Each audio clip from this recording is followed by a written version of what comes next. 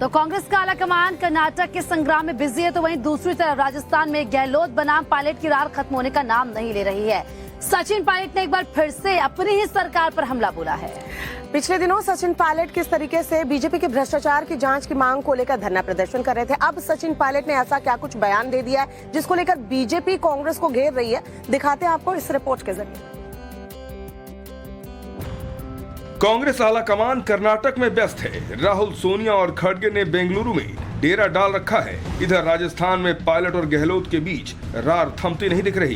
BJP के भ्रष्टाचार पर कार्रवाई नहीं करने के मुद्दे पर गहलोत सरकार के खिलाफ धरना दे चुके पायलट एक बार फिर हमलावर हैं। बाड़मेर में पायलट ने कहा कि उन्होंने भ्रष्टाचार के जो आरोप बीजेपी पर लगाए हैं उनकी जांच होनी चाहिए।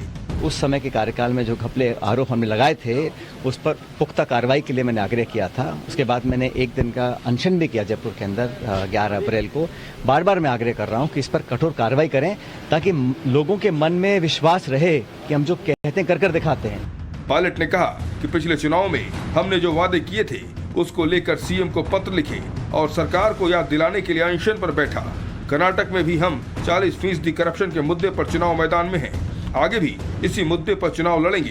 कर्नाटक में जो भाजपा सरकार है भाजपा की, उस पे 40% करप्शन कमीशन का आरोप हम लोग लगा रहे हैं और लोग इस बात को यकीन उसका कर रहे हैं।